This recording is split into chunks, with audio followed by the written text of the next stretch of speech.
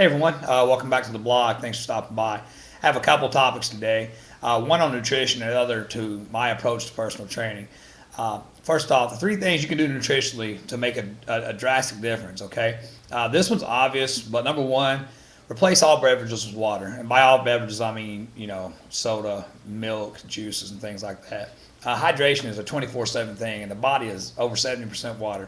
The slightest bit of dehydration will lead to fatigue and loss of performance. Okay, water balance is a great way to curb your appetite as well.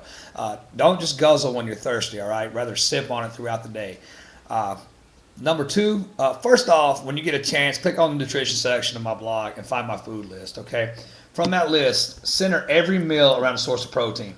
And manipulate your carbohydrate and fat intake meal to meal, especially when you're looking to burn fat. Okay, I know a lot of people think, well, protein is going to make me big and bulky. That's not true at all. Okay, protein in itself is a thermogenic, and eating more protein, number one, makes you feel full, but number two, also has a fat burning effect in itself. Okay, I rarely. I mean, and for my general clients looking to lose fat, it's hardly ever. I rarely recommend combining carbohydrate sources with fat sources.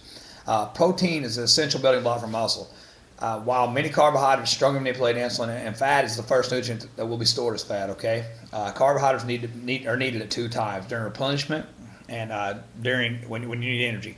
Okay, the meals I recommend you eat carbohydrate sources are breakfast, your pre-training meal, and your post-training meal for replenishment. Okay, amounts depend on your size, the duration of your exercise, and your goals. Other meals should contain protein and a source of healthy fat. Now, veggies are unlimited. Okay, do not confuse carbohydrates with veggies because the carbohydrates in veggies typically have no impact on insulin. All right. Now, I know a lot of people think calories, calories, calories, calories, but snacking on carb sources like pretzels and stuff like that, by themselves leads to unstable blood sugar levels, and in turn leads to unstable insulin levels, leading to stored fat and also unstable energy. Okay. You don't have to live off of a schedule. All right. Now, I have people that I do write down, eat this time, this time, this time, and that's fine. I don't mind doing that. But people somewhere along the lines, and it's because of magazines and the internet, say you have to eat every 2.5 to 3 hours. Okay. Now, I definitely recommend getting rid of the old school way of thinking, like eating breakfast, lunch, dinner, snack one, snack two. Instead, when you eat, think of your body as a gas tank. Okay, you already know you're gonna eat your first meal of the day, and that can be called breakfast, your pre-training meal, and your post-workout meal. But when you eat, try to think of your body as a gas tank. All right, and instead of allowing yourself to be completely full or run all the way down to completely empty before you eat again, try to stay around 1/2 to 3/4 of a tank. Main reason is you avoid that full filling. It often leads to fatigue and you just crash and don't move around. Obviously, eating a large meal and then not moving is a good way to end up storing a little fat. You just never want yourself to become starving because when that happens, your body's tapping into muscle for energy. Now, I have a lot of people that ask me, how do you train? That's not an easy answer because I don't train any two people the same. I train, fitness competitors, models, stay-at-home moms, athletes, and busy professionals.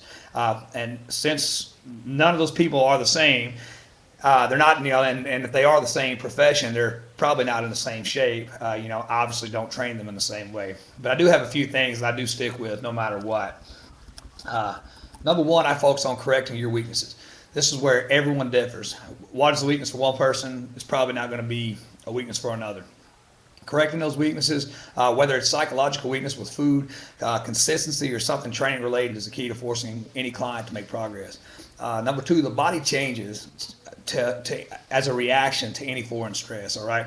Well, with that being said, no two workouts that I put clients through are the same. I work to confuse the body while forcing the body to progress with more intensity. Okay. I think a big reason a lot of clients hire me is because they expect me to force them to do things that they wouldn't do themselves. Okay, now there are obviously safety and health constraints, and it's not my job to push people past the point of sickness. But when clients work out with me, they know they've been trained really hard. Okay, I explain what we're doing. That's third. I want my clients to understand what's going on. I don't want them to just think I'm just throwing exercises together. Okay, every rep, every sequence, every exercise has a purpose in a workout. If you're in San Antonio and you're interested in learning more, give me a call, 210-391-1454, or check out the blog